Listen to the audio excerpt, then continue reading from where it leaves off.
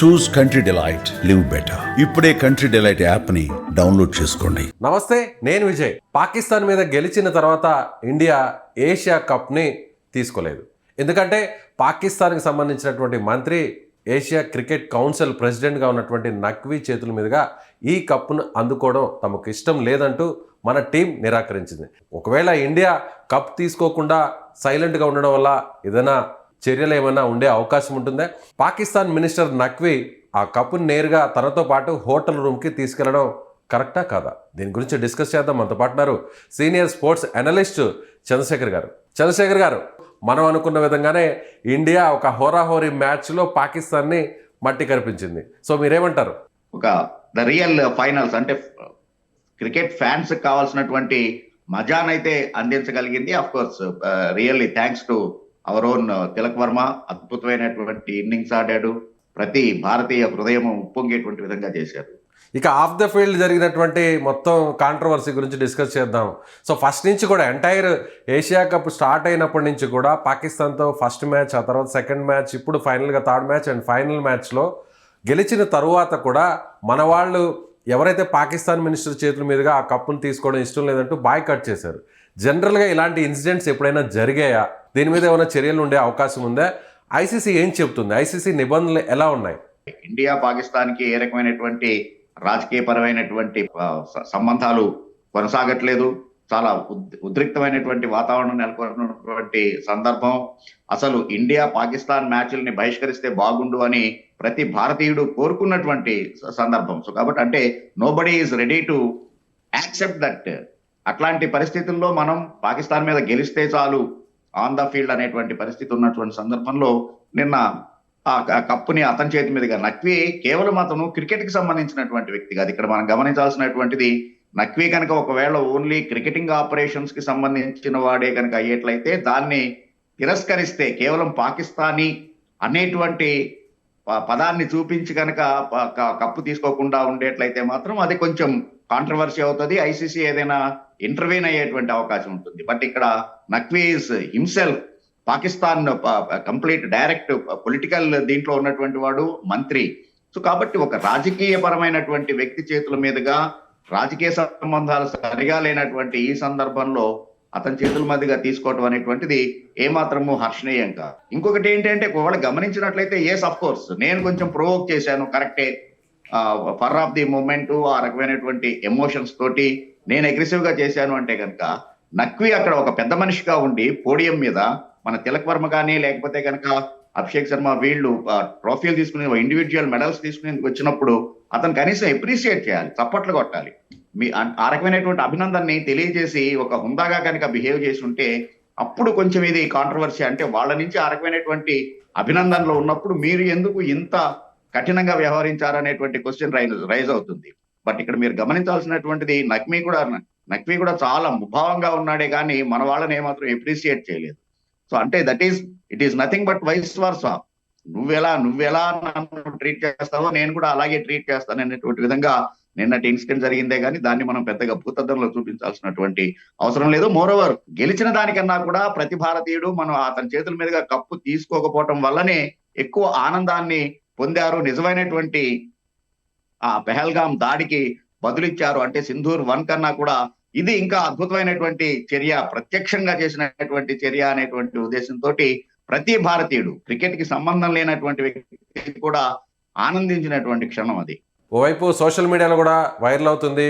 Announce చేసినా కూడా మన వాళ్ళు రాకుండా అక్కడే గ్రౌండ్లోనే అసలు పట్టించుకోకుండా కూడా బాయ్కాట్ చేసినటువంటి దృశ్యాలంతా కూడా ఇప్పుడు సోషల్ మీడియాలో వైరల్ అవుతున్నాయి. మరోవైపు Asia cup president and Pakistan minister కూడా నఖ్వీ కూడా ఆ కప్ని నేరుగా తనతో పాటు హోటల్ రూమ్కి తీసుకెళ్లాడు. సో దీన్ని ఎలా చూడాలంటారు? ఇది కొంచెం దుందుడుకు చర్యగానే, అంటే కవ్వింపు అగ్నికి ఆజ్యం పోసినట్టుగానే ఉంది. ఎస్, ఒక పెద్ద మనిషిగా నువ్వు ఏసీసీ ప్రెసిడెంట్ గా హెడ్ గా ఉన్నప్పుడు, ఏషియన్ క్రికెట్ కౌన్సిల్ లాంటి ఒక అత్యుత్తమైనటువంటి ఆర్గనైజేషన్ కి ఒక వింగ్ కి హెడ్ గా ఉన్నటువంటి సందర్భంలో స్పోర్టివ్ గా బిహేవ్ చేసి ఉంటే బాగుండేది. ఇండియా ఎట్లాగో వచ్చి కప్పు తీసుకోవట్లేదు నీ చేతుల మీదుగా అనేటువంటి విషయం తెలిసినప్పుడు అయిపోయిన తర్వాత దాన్ని అట్లాగే పోడియం మీద కనుక ప్రెజెంటేషన్ ఆ పోడియం మీద వదిలేసి ఉంటే కనుక ఇంకొంచెం హుందాగా ఉండేది. అలాగా కాకుండా అతనితోటి తీసుకెళ్ళటం అనేటువంటిది చాలా ఆశ్చర్యాన్ని కలిగించినటువంటిది. అంత అనుభవం ఉన్నటువంటి వ్యక్తి. ఎందుకంటే ఈవెన్ అతనికి being a president of ACC అతనికి కూడా తెలుసు, ఒకవేళ ఆ రోజున అతను ఆ ట్రోఫీని ఇండియన్ కెప్టెన్ కి ఇవ్వలేకపోయినా కూడా ఎట్ ద ఎండ్ నవంబర్ లో జరిగేటువంటి ఐసీసీ సర్వసభ్య సమావేశంలో అతన్ని ఐసీసీకి హ్యాండ్ ఓవర్ చేయాల్సినటువంటి పరిస్థితి ఉంటుంది. ఆటోమేటిక్ గా ఐసీసీ నుంచి బీసీసీఐకి చేరుతుంది ఆ ట్రోఫీ. సో కాబట్టి మనం గెలిచినటువంటి ఆ కప్పు ఎక్కడికి పోదు, మన దగ్గరే ఉంటుంది, మన బీసీసీఐ ఆఫీస్ లోనే ఉంటుంది. ఆ సంగతి అతనికి తెలిసి కూడా ఆ రకంగా చేయటం అనేటువంటిది నిజంగానే ఒక రకమైనటువంటి మూర్ఖపు చర్యగానే. సో కాబట్టి ఆ రకమైనటువంటి చర్య చేయనప్పుడు ఆటోమేటిక్ గానే మన భారతీయ ప్లేయర్స్ అందరికీ కూడా ఇంకా ఎక్కువగా కోపం వచ్చింది. ఒకవేళ అలా చేస్తుంటే ఏమో సిచ్యువేషన్ కొంత మారుండేటువంటిది ఏమో. సో ఓవరాల్ గా దీనివల్ల ఐసీసీ ఇండియన్ టీం మీద తీసుకునేటువంటి చర్య అనేటువంటిది ఏమీ ఉండదు. ఎందుకంటే ఇవన్నీ కూడా ఆఫ్ ద ఫీల్డ్ డెవలప్ అయినటువంటి ఇన్సిడెంట్స్ కాబట్టి, అందులోనూ దౌత్య సంబంధమైనటువంటి విషయాలు కాబట్టి ఐసీసీకి సంబంధించినటువంటిది ఏం కాదు. కానీ చంద్రశేఖర్ గారు, ఏదైతే ఇప్పుడు పాకిస్తాన్కి సంబంధించినటువంటి ప్లేయర్స్ మీద కూడా మ్యాచ్లో ఫీజుని కోత వేయడం, అలాగే కొన్ని మ్యాచ్లను కూడా రవూఫ్ లాంటి ఆటగాళ్ళని నిషేధించారు 3 మ్యాచ్లను, అలాగే సూర్యకుమార్ యాదవ్ను కూడా పిలిచి సో అక్కడ విచారణ చేశారు. ఇవన్నీ కూడా మనకు కూడా కొంతవరకు ఫీజులో కోత విధించారు. అంటే గతంలో జరిగినటువంటి ఇన్సిడెంట్స్, ఆ కాంట్రవర్సీ వల్ల ఇప్పుడు ఏకంగా కప్నే తీసుకోకుండా నిరాకరించడం వల్ల సో ఐసీసీ ఏమన్నా గట్టిగా రియాక్షన్ అయ్యే ఛాన్సెస్ ఉన్నాయి. ఎందుకంటే ఐసీసీ ప్రెసిడెంట్ కూడా ఆబ్వియస్లీ మన జైషానే ఉన్నారు. సో దానివల్ల పెద్ద ప్రభావం ఉండకపోవచ్చు అనుకోవచ్చా? లేదు, ఇక్కడ మీరు ఇంకొక యాంగిల్లో ఆలోచిస్తూ ఉన్నారు. మనవాడే ఉన్నాడు, మనవాడు పారికర్, కానీ అప్పుడు మనం ఎందుకు చేయలేదు అనేటువంటిది ఇక్కడ క్వశ్చన్ చేయాల్సినటువంటి పరిస్థితి లేదు. అలాగనే జైషా మనవాడే ఐసీసీ చైర్మన్ గా ఉన్నాడు. సో కాబట్టి ఇండియన్ టీమ్ ని సేవ్ చేస్తున్నాడు అనేటువంటిది, లేకపోతే ఇంకొకళ్ళు ఉంటే ఇంకొక యాక్షన్, సివియర్ యాక్షన్ ఉండేటువంటిది అనేటువంటిది కాదు. పదే నేను చెప్తున్నటువంటిది అది ఆఫ్ ద ఫీల్డ్ జరిగినటువంటి దానికి కోడ్ ఆఫ్ కాండక్ట్ అనేటువంటిది అంత ఇదిగా పరిగణలోకి తీసుకోబడదు. ఇక్కడ ఎప్పుడు కూడా సూర్యకుమార్ యాదవ్ హద్దులు దాటలేదు. మీరు గమనించాల్సినటువంటిది అతని యొక్క ప్రెస్ కాన్ఫరెన్స్ కావచ్చు, అంటే before the match or even the post match presentation, ఎప్పుడైనా కానీ ఈ never cross the boundary line. మీరు గమనిస్తే చాలా సున్నితంగా అతను చెప్పదలుచుకున్నటువంటిది ఎంటైర్ భారతీయుల యొక్క స్పందన ఏ రకంగా ఉంది అనేటువంటిది చాలా పర్ఫెక్ట్ మెచ్యూర్డ్ ప్రెజెంటేషన్ చేశాడు అతను ప్రతి సందర్భంలోనూ కూడాను.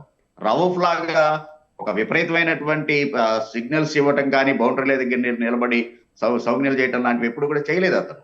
సో అందుకని కేవలం మన యొక్క మనోభావాలు ఏ రకంగా ఉన్నాయి ఆఫ్టర్ దట్ పహల్గామ్ అనేటువంటి దాన్ని అతను ఒక రిప్రజెంటేటివ్ గా, ఇండియన్ రిప్రజెంటేటివ్ గా, not only the cricket captain, ఒక ఇండియన్ రిప్రజెంటేటివ్ గా అతను తన యొక్క భావాలను తెలియజేశాడు. కాబట్టి it is acceptable and ICC has no right to take any action. So అదేవిధంగా నిన్న జరిగిన మ్యాచ్లో కూడా ఇదే రవూఫ్ వికెట్ తీసిన తర్వాత Bumrah reaction, so counter encounter అనుకోవచ్చా, ముళ్ళుని ముళ్ళుతోనే తీసినట్టుగా గట్టిగా సమాధానం ఇచ్చాడు అనుకోవచ్చా బుమ్రా? గాంధీ గారి కాలం కాదు, ఒక చెంప కొడితే కనుక రెండో చెంప చూపించు అనేటువంటి అడ్వాన్స్డ్ టెక్నాలజీలో ఉన్నాం మనం. సో కాబట్టి ఎదుటివాడు చెయ్యెత్తే లోపే వాడి చెంప పగలగొట్టు అనేటువంటి జనరేషన్ లో ఉన్నటువంటి సందర్భంలో వాళ్ళు అంత ప్రొవోకింగ్ గా బిహేవ్ చేస్తూ ఉన్నప్పుడు మనం కనుక సైలెన్స్ గా ఉండేట్లయితే అది మిగిలినటువంటి కేవలం ఒక క్రికెట్ ఇది ఫ్రెటర్నిటీ అని కాదు, టోటల్ గానే ఎంటైర్ ఇండియన్స్ ని అది ఇన్సల్ట్ చేసినట్టుగా అవుతుంది. ప్లస్ ఇక్కడ గమనించాల్సినటువంటిది చాలా బుమ్రా కూడా నేను చాలా హుందాగా, నేను మ్యాచ్ క్లియర్ గా చూస్తున్నాను, ball to ball till that Rinku Singh victory boundary కొట్టేంత కూడా చూశాను నేను. సో కాబట్టి ఎక్కడా కూడా మన వాళ్ళు బౌండరీ లైన్ దాటలేదు. మీరు గమనించాల్సినటువంటిది అది with in the line, with in the law మన వాళ్ళు బిహేవ్ చేశారు. అగ్రెసివ్ గా ఏమీ చేయలేదు. కేవలం బుమ్రా కేవలం ఇలా డౌన్ అయిపోయింది, అది ఇట్ ఈస్ ల్యాండెడ్ అనేటువంటి రకంగా అతను సిగ్నల్ ఇచ్చాడే గానీ కేవలం మిగిలినటువంటి ఇదిగా ఏమీ అగ్రెసివ్ గా చేయలేదు. కాబట్టి it is accepted. Right sir, thank you so much. Thank you very much.